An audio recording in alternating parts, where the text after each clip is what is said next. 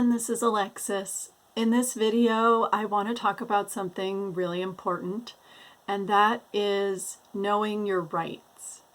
So today is May 1st, 2020, and the Department of Human Services in Oregon, DHS, just came out with a fact sheet that I want to share with you. It has to do with the rights of people with disabilities. It's called Knowing Your Rights During COVID-19. And the reason that they created this fact sheet is because they want people with disabilities to understand and remember that it is your right to speak up for yourself, and it is your right to be treated fairly, just like anybody else. So they gave us some guidelines, and I'm going to go through these and talk about them a little bit. This is specifically about your rights when it comes to medical treatment. It says you cannot be treated differently because of your disability. You can go to a doctor or hospital just like anybody else. And so if you find that you're having some symptoms, call your doctor, check in with your doctor. They'll tell you if you should come in to the doctor's office or not.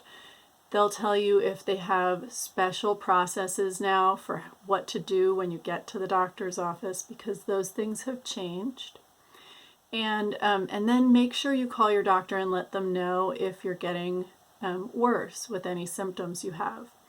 But you absolutely can call your doctor, and you can go to the hospital if you need to.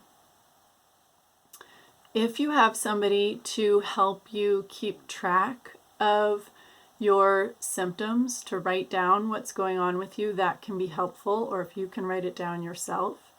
It can also be helpful if you write down when you called the doctor and what the doctor's recommendations were. It can help to keep track of all those details. You also have the right to get any treatment that you need. If you need medicine, then you have the right to that medicine. If, for example, you had to go to the hospital, if you needed help breathing, then you would have the right to use a ventilator. Nobody gets to say that you don't get to do that. If you're sick, you deserve to be treated appropriately. You don't have to sign anything you don't want to. This is really important. There have been some situations in hospitals where hospital staff have talked patients into signing things that they didn't really understand, and you never have to do that. It's totally okay if you don't understand something that the doctor or other medical staff are saying, or if you don't understand a form, you don't have to sign it. Most of us have trouble understanding all of that stuff. It's really complicated. And so make sure that you say, I'm sorry, I'm not comfortable signing this. I don't really understand. I need someone who usually supports me to come and help me with this. And we'll talk about support people in a minute.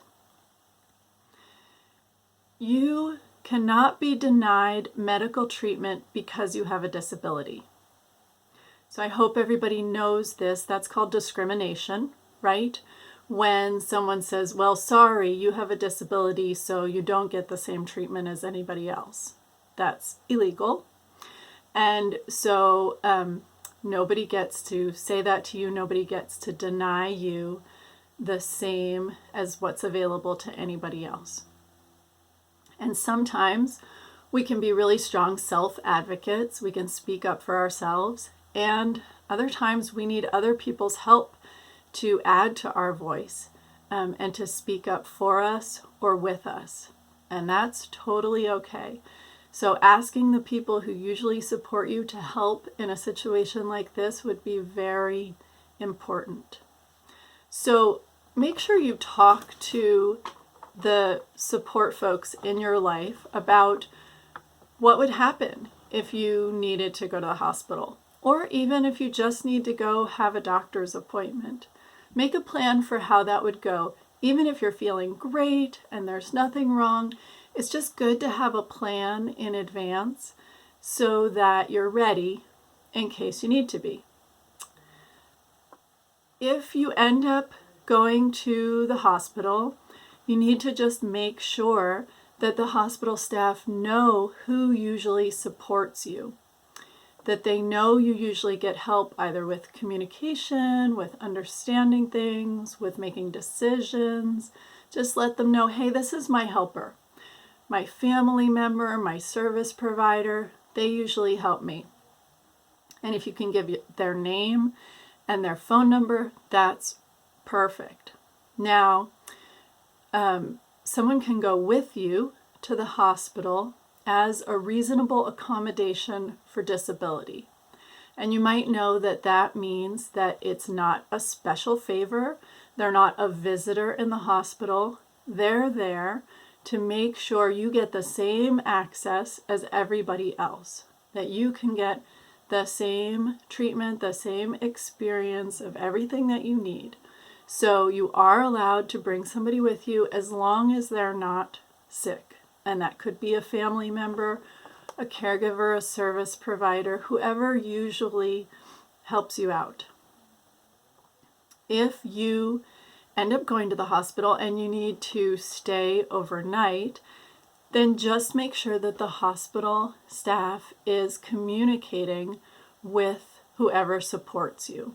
And especially if you're going to get out of the hospital, you want to make sure that they communicate with whoever supports you to let them know that you're going to be released from the hospital. Just a reminder as well that when you're in the hospital, it is always okay to say if something is making you uncomfortable. If you are nervous about a procedure, then it's important to speak up and say so that the staff listen and understand your needs and try to find a way to make you more comfortable. So I know this can be a scary topic, but I think it's very important. We all need to be prepared to speak up for ourselves or get help speaking up for ourselves if we need it. Okay, great job everybody. Thanks for watching.